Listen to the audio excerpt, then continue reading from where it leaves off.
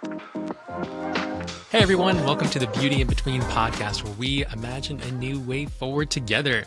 I'm Gabe and this is Katie. Hello, Katie. Hi. Hi, Gabe. Hi, people. Hi, everybody. Hello everyone again for season 2. Before jumping in today, how have you been the past couple weeks? The past couple weeks, well, I've been all over the place, literally, physically. I think at some point in the first episode, I talked about traveling this year. So some of that travel has happened. I was in Houston 2 weeks ago for like the majority of the week, and then briefly came back home to you and our cat, Momo, for a few days, and then flew out to Chicago and was with so many wonderful people in one part of Chicago. And then I was driven to another part, and then I took a train to another part. I've just been all over the place. Yeah, it's been basically like half of the week I'm living as a married man, and then the other half of the days I'm living as a single cat dad at home. And Momo loves that. You're a great cat dad. Yeah, he loves hanging out. But I feel like I'm boring him sometimes. Like he's just sitting on the bed, just looking into the distance. I'm like, I wish I could provide you more life. But no, he enjoys having us both around because we can both bounce off energy with him. Yeah, and Momo did seem to remember who I was when I came back, so that was nice. Like he headbutted me last night, and I was really afraid that he'd forget who I was. So he didn't, so that was good. And also, I think a big highlight for me within the last week specifically, was that I got to ride 2 trains. Yeah. And so in that time, I got to meet new people and I got to see distance friends in person, which is so fun. I think in general, but then like really for the way that I'm wired, I like Tigger hugged everybody, which is just like I ran at full speed. It was just like big hugs. When one of my friends dropped me off at the first train station, I was like, oh, it's like Spirited Away, which we had just watched the night before, actually. But like Texas we don't really have great public transport, and we don't really have trains. We have them. They exist, but not in like, the everyday. So my point of reference for riding a train is Spirited Away. Yeah, it's funny that you thought of Spirited Away first because we really recently just watched Harry Potter. Oh, yeah. Like in the last couple of months, so... But the Spirited Away train is smaller, and Harry Potter's train, the Hogwarts Express is so big. So. Yeah, and those ones have like the individual little spaces in it. So anyway, that's my week. I got to ride trains like in Spirited Away. What about you? How was your week, actually? We haven't really talked about this. Yeah, it's been a good past couple weeks. Yeah, main thing is like trying to keep myself busy and trying to figure out what to do whenever you're gone.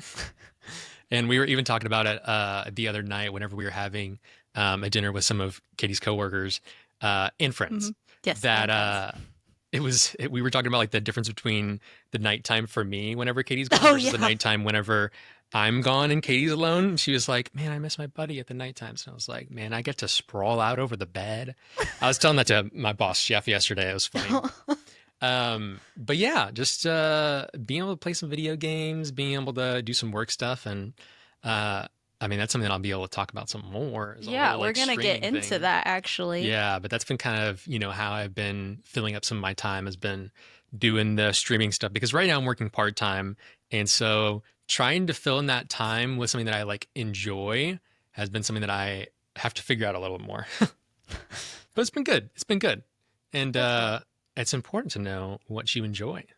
It is. And that's what we're going to be talking about. So, yeah, just for you, Katie, I guess, in this beginning part, how do you think that you have had that kind of shaped of how you identify joys or how you've looked at them as part of your life as a whole recently? Or kind of what are some things that you've been learning? It's a fun question. So I think there have been phases throughout my life. For one, I don't want to say never. In general, I haven't been that type of person who's like, oh, I really like this thing, but like, because I like it and it's not necessarily doing anything, then like maybe I need to prioritize other things. Like I have always been down to just be like, oh, I like reading, so I'm going to go sit in this corner. I'm going to read this book for a while. Or like, especially when I went to college at Texas State University in San Marcos, which is 40-ish minutes south of Austin, for those of you wondering. There's the San Marcos River, as you know, because I talk about it all the time, and I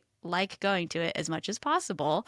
In college, something that I just started doing was I would just run away, literally run to the river, and then I would just sit there for hours, and I would turn off my phone, and I'd be like, this is producing nothing other than peace for me.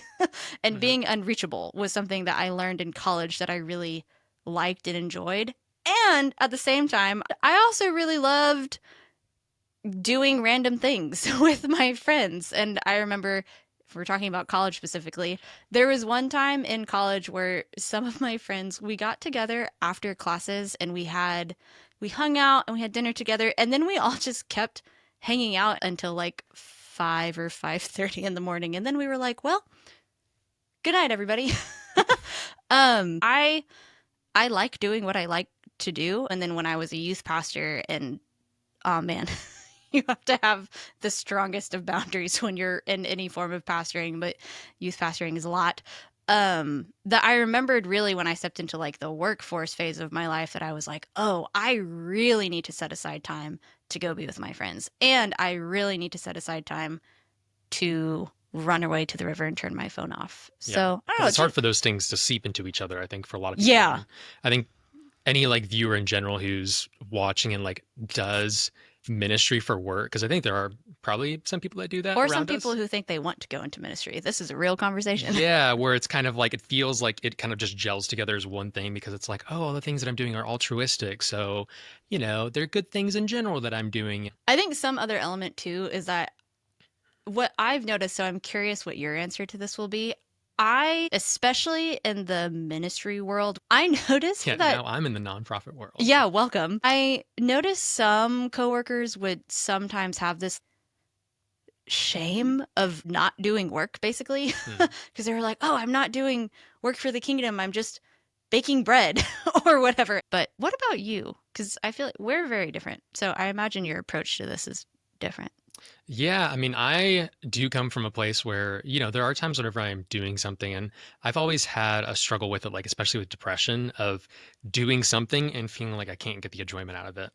And a lot of times I struggle with the idea of feeling like I should do more, I could do more. Mm-hmm. And that's been something that I've really had to like come to terms with recently, is this whole idea of I should be doing this is something that plagues me, but is something that's, of the enemy, and like all of these expectations that I'm mounting up on myself.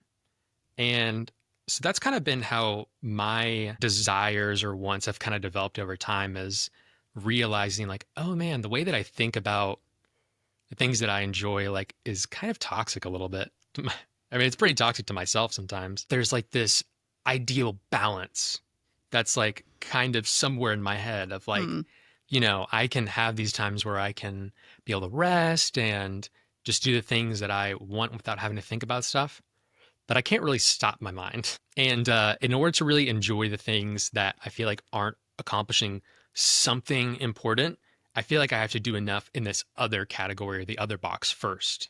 And then I can do those other Oh, things. you kind of take some people talk about needing to earn rest, but you're also taking the approach of like earning play, kind of. Basically, yeah.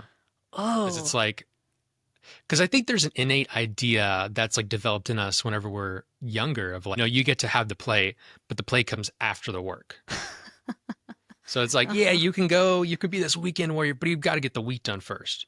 You've got to get the assignment done first, and then you can do the thing.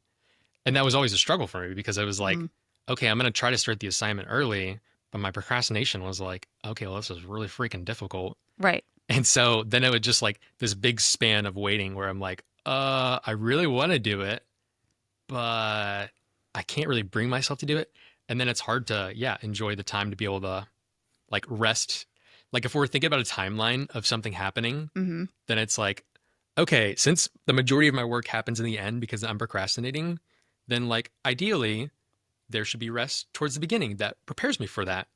But instead, it's like I expect myself to work here and it doesn't happen. So then I just try to force myself to do something, but I don't feel like I've deserved the rest yet. And okay, so everything that you're sharing, I feel like actually serves as a pretty good segue. So the hope and idea of having a whole episode within this season, where the idea is that we're talking about sort of different elements that go into, broadly speaking, identity, but like there are so many things that make me me, and there are so many things that make you you.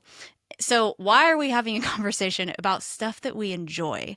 Some of my heart and thought behind it is that we tend to belittle and sort of put to the side of like, oh, it's nice to enjoy things, but we need to earn it first. We need to do the real work and then we'll like go rest and play over here.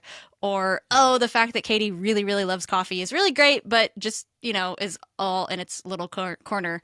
And funny enough, I think I've mentioned this a couple times throughout the season now. Tracy G's book, who will be on the podcast later, The Magic of Knowing What You Want, she like starts that book, I remember, talking about just noticing, like going through the practice of noticing and naming what you enjoy and actually letting that drive your actions, and to some degree sort of letting play soak into your productivity, so to speak, and letting play fuel your productivity and feed into your work, and like how there actually is sort of bleed through and crossover is a good thing and is essentially an integrated way of being. So, with all that being said, I would love to hear you talk more about video games, but not just about the depths of Marvel Rivals and Overwatch, for example. But I know that your approach to like what makes you tick within the video game sphere and community is so much more than just enjoying the game. Like there's an element of some of it bringing you joy, but I also wonder what has leaning into and like letting yourself lean into streaming and gaming taught you about joy. Is essentially, what have video games taught you about you? Oh man. So long journey with video games. Obviously, I've been playing them since I was a kid, and that's the way that I've gamed has developed over time. And especially as like starting to do more streams recently, I've even had to think about like, okay, with my like branding or brand of streaming Mm-hmm. or my like online persona of this Gap 104, like what am I wanting to accomplish? Like what am I wanting to be in the spaces and how can I be unique? And so it's been funny thinking about that because, it's not something you think about whenever you're just playing games on your own. But when you have No. this like streaming audience, then I'm like trying to think, okay, like I've been watching videos and they're like, oh, you should write down some of the stories that you want to like talk about on stream. And, On stream. because you're like making content. Eh, That who totally knows what makes content sense. really is? Yeah. But, like I want to make it interesting for people that are watching and I want to give Mm-hmm. them value. For people, you mean chat? Yeah, for Keep chat. chat engaged for chat. Chat, stay engaged. But more recently, like there have been the questions in my mind of like, okay, well, I want to do like some educational content. How do I pursue that? How do I like, what are the little milestones that I like want to set up for myself? And it's weird because, there's not really anybody to like help out with that because there's not many people that occupy that space. Mm-hmm. And so, yeah, I've just been thinking about, okay, well, what do I want to use the games for?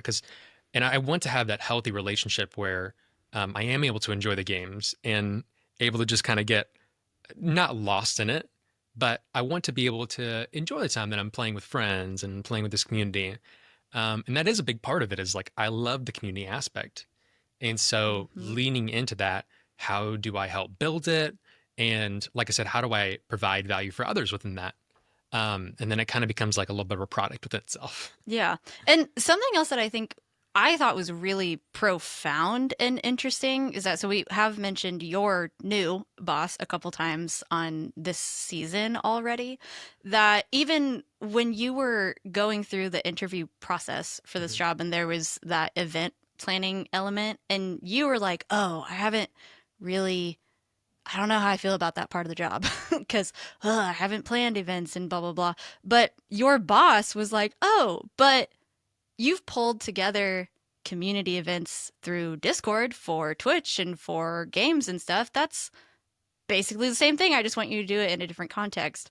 Um, I guess, how has engaging in like building something in the Mhm. video game world shifted and pulled and given you space to sort of grow into more of who you are? Yeah. It's given me another avenue to be who I am in a different space. Where obviously in my regular day to day life, like I love being able to bring people together And especially sometimes being able to match people up where I'm like, oh man, you would be a really good friend for this person, Mm-hmm. or this person would be perfect for you. It's funny because my boss was talking about that yesterday with work, where he was like, yeah, like in the same way that you want to kind of connect people in your community of the game, Mm-hmm. like we want to connect with these business owners in our community I love that uh, you have this to context help with them. them, you know, be friends with each other. And it's like a church too. Like these are the people that I'm ministering to in my job. Mm-hmm. And Yep. so, yeah, kind of opening my eyes to that was a big development for me. Man, I don't even know when that was, like the end of high school for me, whenever I was playing these video games and I had this little like semi-pro gaming team. And I just started to see like, oh man, like this is a really good opportunity to be able to develop some of these people who are really young, getting into this kind of toxic gaming environment a lot of times, but kind of helping Yeah. to redefine that and developing more of like these community ambassadors or leaders that can develop people and like make their own spaces and kind of multiply that. Yeah, I can be my same self of developing that community. And it was like, oh yeah, this is a good thing. Mm-hmm. And I am making something that is helping people out. And like you kind of said, like it helps develop me into the person who I want to be within my job as well. Looking for those opportunities where it's like, okay, I want to be this person in the rest of my life. And hey, there are already places where I'm applying this. And being like, oh yeah, I am that person in these places already. And so I'm like letting that inform me on who I am skill wise. And I'm like, yeah, I guess I am good at developing these communities. And I guess I am like good at teaching stuff. Mm-hmm. I love it. I love it.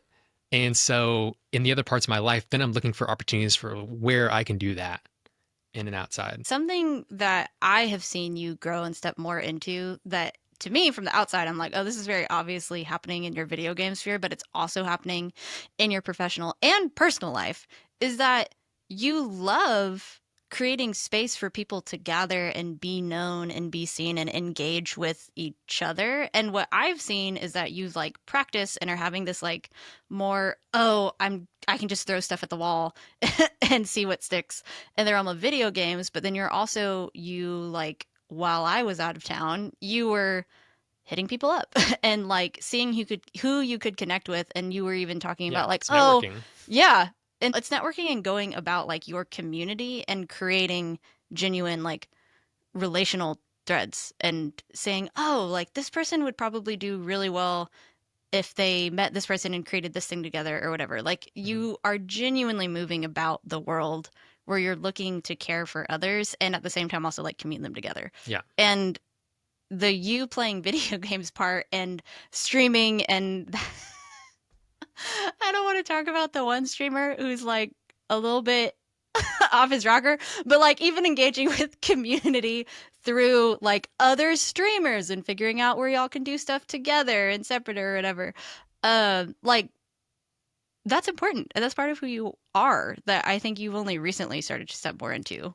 Yeah. The reason that I mentioned like networking, that is something where I wanted to get better at networking. And I like in one of my recent jobs that I was doing, you know, I'd done a lot of sales jobs. Hmm. And I was like, man, I feel like I suck at networking. And it was something where I had like just in my past, I've been very introverted, very awkward Hmm. and shy. And it was like, how do I become that person? Hmm. And part of that was seeing that as an opportunity where I was like, okay, I'm starting to kind of do this in the gaming space. Yeah. So how can I keep on doing that? And honestly, like it's a place where there aren't as high of stakes. Because if I do mess up something, like Yeah. if I say something that is like I mess up or is kind of wrong, like these people aren't communication majors.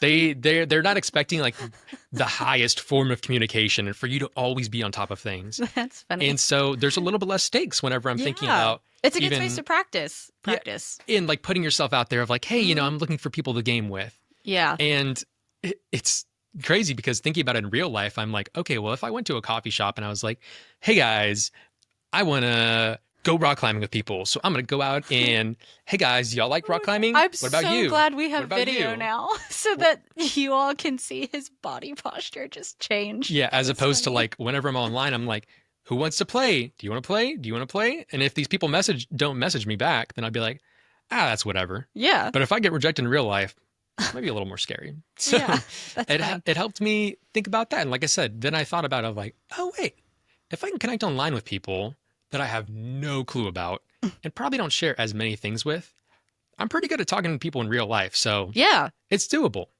And it gave me some of the confidence to go into regular life and be like, ah, yes, I can do that. And that's actually something that I can be good at. Yeah. It actually does all feed into itself. Yeah. It's rolling into the transition of you. Rolling. So you are obviously the coffee gal. At least that's what you I mentioned a am little bit wearing earlier. a coffee shirt today, actually. Yeah, and Yes. she made us coffee this morning. Yes. She has all her different methods.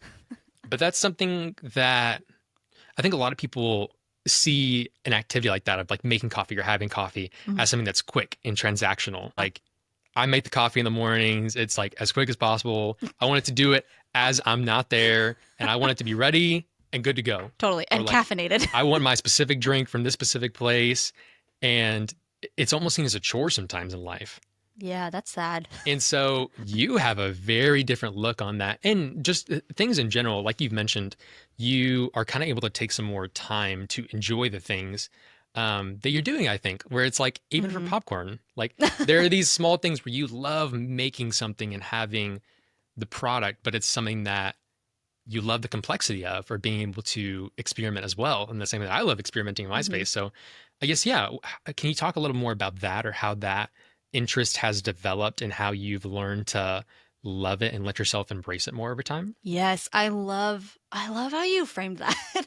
Because it makes me think of a lot of things. And I feel like to start talking about coffee, which is such a specific topic, I do want to give like a shout out to a friend of mine, Amanda, who was my voice teacher back all the way in high school, and then we became friends outside of that context as well. She's the one who sort of opened my eyes to the the the beginnings of the slowness and the art of Hmm. coffee. Like I think she's the one who taught me what French press coffee was, and I think the first time that I ever had French press was actually with her, and we had ordered it at a Starbucks, which, to the best of my ability, I now avoid if I can.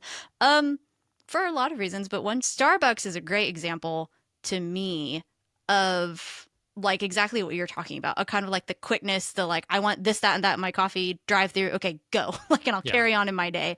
And for the most part, I want it to be caffeinated. For people who want to approach it that way, I mean that is one way. But I think Starbucks takes out the sort of slow beauty of it. There's an element of coffee that I have found from the beginning of, oh, coffee can be made while you just sit there and wait, like Vietnamese coffee, which is what I'm wearing.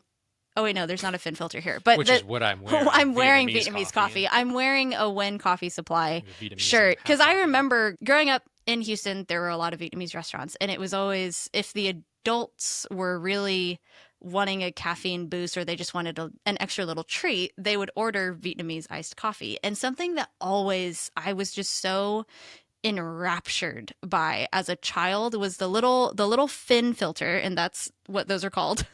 They have it You on the other shirt that you left at home. Yes, I The should have black worn one. my other shirt for visual aid Which I didn't know that purposes. was called a Phin. I thought it was a thin. I didn't know it was a Phin Oh, filter with that's hilarious. PH. Yes, Phin. It's called a little Phin filter. And what you do, right? This is one example of the beauty of coffee. You take the grounds and just stick it in there, and then there's a little press that you sort of screw onto the top, and then you do one pass over initially with the hot water that pours over the beans and it goes through a little bit faster. And then there's a second Passover where you pour it all again and you pour a little bit more. And this time it takes a little longer. And literally, like, what's so fun about Vietnamese coffee, specifically with a Phin filter, is sort of a practice and I would say a tradition that's become sort of like an informal part of Vietnamese coffee Mhm. is having it drip into a clear mug so that you can actually see the little drips because Yeah. like it's tiny little drips and it's slow. It takes, depending on grind size, anywhere between 3 to 5 minutes. It just sits there and you just have to let it go.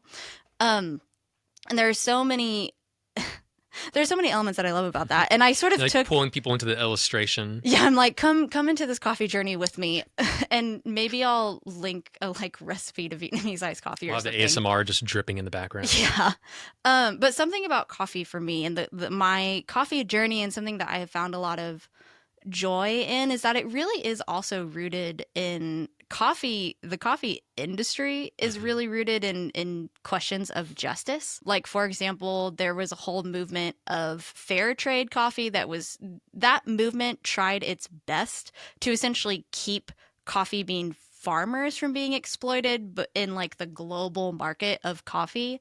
And to some degrees it was successful, in other degrees it was sort of unsuccessful. There's now this new wave that Nguyen Coffee Supply, for example, the business of the shirt that I am wearing, Nguyen Coffee Supply and other coffee suppliers, like there's a local coffee shop here in Austin called Desnudo Coffee that does this as well, where they're not technically fair trade coffee roaster blender people, but they engage in something that I think is beyond fair and into equitable coffee practices. They go and work directly with the farmers and are like having face-to-face conversations with the farmers of the beans that those farmers, in the case of Nguyen Coffee Supply in Vietnam, are meeting with Sarah Nguyen, the CEO, and also her mom. So her mom will go with her on these trips and will show them the land, the ground, the fertile soil, and the different types of soil and the different elevations where they're growing different types of beans.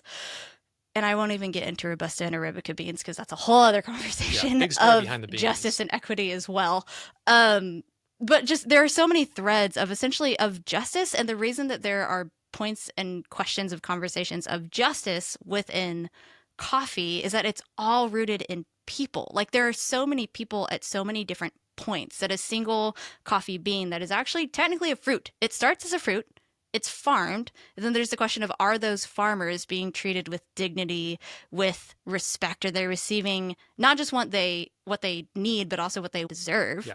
As putting in this work. And for so many, it's often connected to family, heritage, and traditions of people who have had and been on this land and worked this land for generations, being treated well, and then being able to know that their coffee fruit that they're passing off, is it being treated well? Is it being roasted with care, with practices that are not polluting our air as well, and also creating a good product that honors the individual flavors and tasting notes of those beans? Or are they just being blasted with like flavored oil?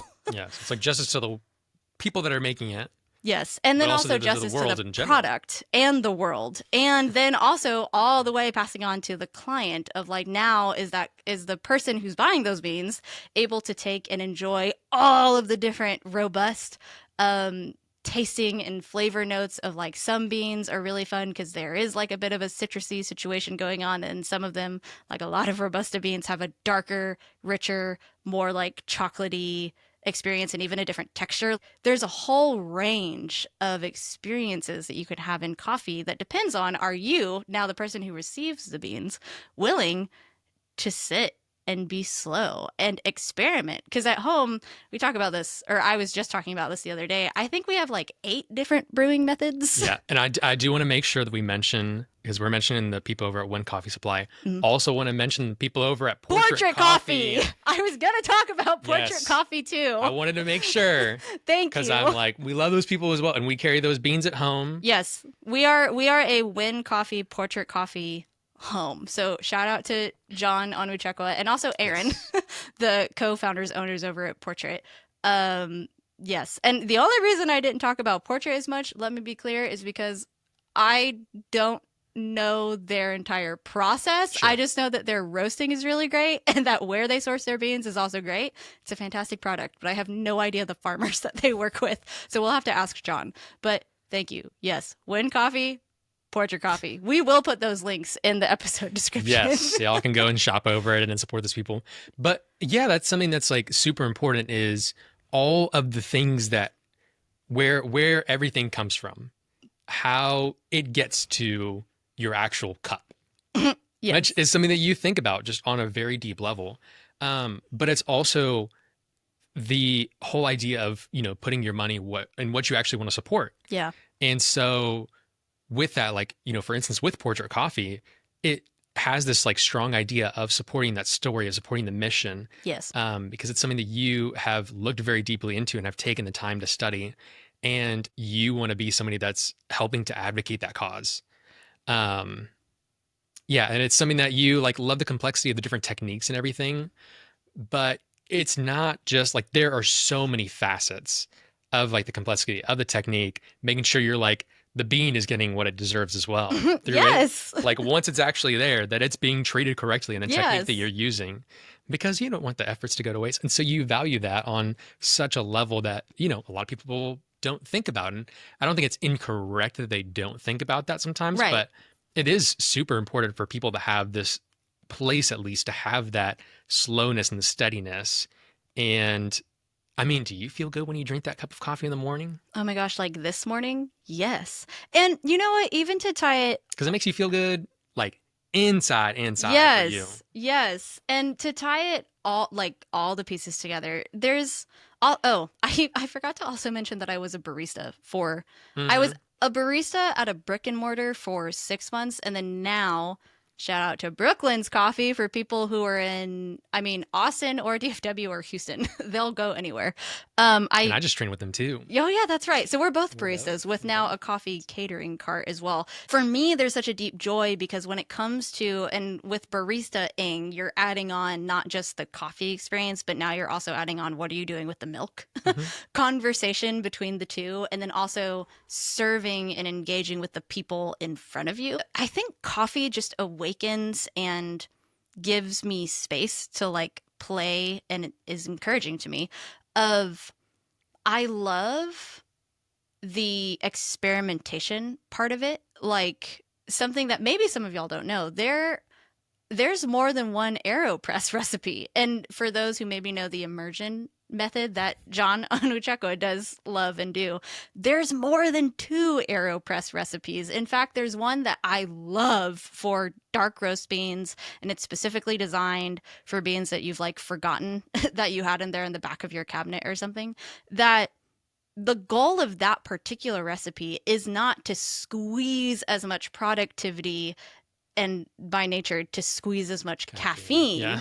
out of it. But the idea is to just create a space for these old leftover dark roast beans that you forgot about, that you thought you were just going to trash, to actually bring them to life again and actually bring tasting notes and flavor back into these beans. And I love making that recipe because one, it takes a little bit longer.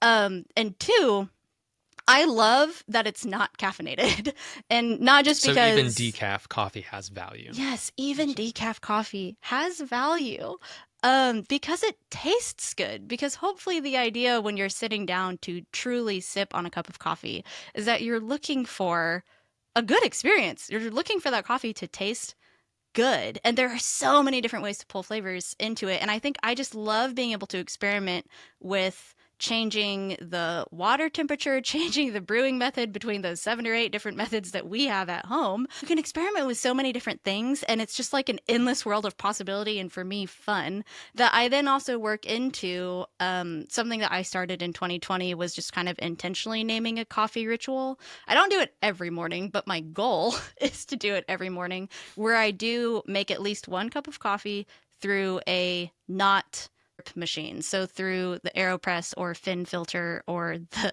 OXO press crazy thing that we have, yeah. through some method that's basically manual, where it intentionally slows me down and allows me time to just like do and create something with my hands, and then to intentionally sit for at least 30 minutes and do nothing but sip the coffee. And there's Yeah. an art and science to it. And the one other thing about coffee that, as like a whole, that is also very me, is that like coffee shop culture is very, and it's like Yeah, inherent to that's what me. something that I was going to go into in a second Yeah. was just like that idea of the crossover when it becomes not Yes. only something that you are making for yourself to slow down, but something that you're making and bringing other people into that Yes. See, we experience. were on the same And it vibe. changes. Yes. So there's the element of like getting to play and create and experiment and enjoy just sort of whatever I'm doing with my hands. But there's this whole other element of coffee. For me, there's an inherent community to it. There's community in the process of going from the fruit into what you have in your cup. But there's also the community of like, who are you inviting to sip that cup with you. And again, with the slow nature of it, one of my favorite things to do is to go to the coffee shop that's 3 minutes from our house where we live currently. And I love just sitting across the table from someone and sharing each other's stories and making space for it with the space of just sipping on this cup of coffee, enjoying it, and enjoying good company and good people at the same time. Yeah, it's kind of like bringing people into that slowness of taking that time. And I know that you also love like the whole like coffee shop, like curating a playlist whenever you used to be a barista. Yes, And that was super fun I for was very you. proud of my barista playlist. Yeah. And so it's like that becomes uh yeah, like I said, it kind of evolves into a different thing and it brings in all these different pieces of enjoyment or satisfaction whenever you're welcoming other people into it because then you're able to offer them like I can curate it for their experience. And yeah, Yes, it becomes something that you can welcome people into this. And for they're like people that will come into it and they're like, oh man, like Katie, you are a little bit of a coffee purist where you like your coffee black. I Like do. you might want to put a little bit of milk in it, but you like it how it's made. I And do. that's why it's really important where the beans come from. Hmm. And so being able to take people into that place where you're like, this person who always gets their Starbucks drink and you're like, let me make you something a little more interesting. Yes, I want to. I just want to show and share. And you're like, even if they don't take that and be like, oh, even if they don't want to do all these things or go deep into it, like Hmm.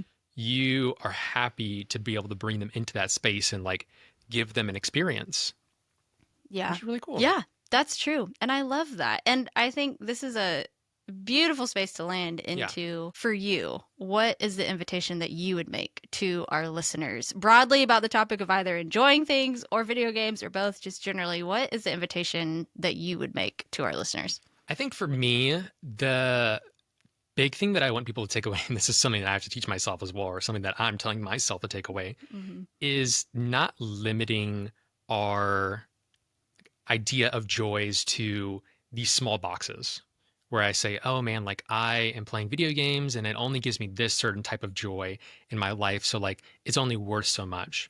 But being able to expand that, and like we said, like, if I'm doing this joy on my own, what does it look like to involve other people? But still leave that for myself. And is that something that I enjoy doing? Is it something that, I might make the coffee for other people sometimes, but I'm going to mainly make it for myself?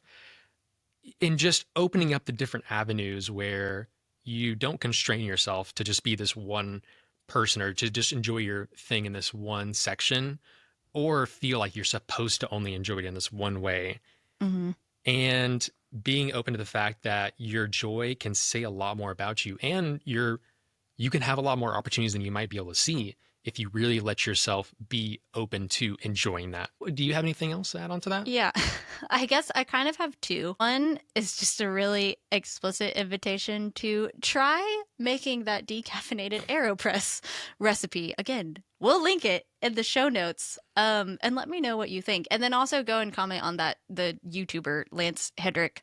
Mhm. It's his recipe that he adapted from another coffee barista. Go buy some Let vitamins. everyone know what you think about it, even if you just do it one time. Really, I think the sort of embedded invitation there I'll is link that as to well. yeah, there's a lot of links that we'll make. But the sort of embedded invitation that is surfacing for me, for you, is take time to look out for where are the invitations to slow joy that you can lean into and make time for, or like the little slow small moments that maybe have taken a backseat to everyday type Mhm. priorities or just work, Yeah. taking care of your family, but like where are the little things that you can just, even if you add like instead of 0 minutes 5 minutes, or 5 minutes maybe you take 15 minutes to do a little dance or Yeah. sing a little song or just whatever it Like is. making breakfast in the morning, like having this quick breakfast or like a cereal versus, making yourself eggs in the morning. Yeah, And even though it in might this have, economy. yeah, maybe not eggs, but having these little moments where you're like, okay, I'm going to step outside of my comfort zone and see if this is something that works for me or something that really profits me in a way. And, it might not. You might do it and you're like, yeah, I'm not going to ever spend time with that again. Right. But you might just find something that really benefits your spirit and helps you to take a little bit more out of life in a sense. Yeah. So the sort of invitation is, where is the slow joy? And then tell us about it. I would love to hear people's things. Because I want to try out more things too. Like cooking for Katie or like in a community aspect, I'm good at that. Cooking for myself, I'm not very good at that. You're really not. So yeah, we want to know what y'all are doing to slow down. Yeah, so let us know. And with that, we will see you in our next episode of The Beauty in Between. Feel free to, actually not just feel free, please actually let us know what you thought and what you maybe experiment with out of this episode. What's all the things? Like, comment, share, subscribe. Yeah, you can take the slow moment to give us a review. Yeah. Tell us what you're doing. Give us a 5-star review. Yes. If you don't like the video, you can double click the dislike button. Oh my good God. And if you like it at all remotely, like it and please share do. it. It really does help us, actually. So please do all those things. Engage. We want to engage. Again, I'm going to keep saying it. Hopefully one day we'll actually create a Discord or maybe do a live Twitch stream. We'll see. But until then, we'll see you next time. Bye, everybody. Bye, y'all. The Beauty in Between podcast is part of the Chasing Justice podcast network. To find out more, go to chasingjustice.com. The best ways to support us and the podcast directly are by leaving us a review, sharing this podcast, and joining the Chasing Justice Patreon linked in our show notes.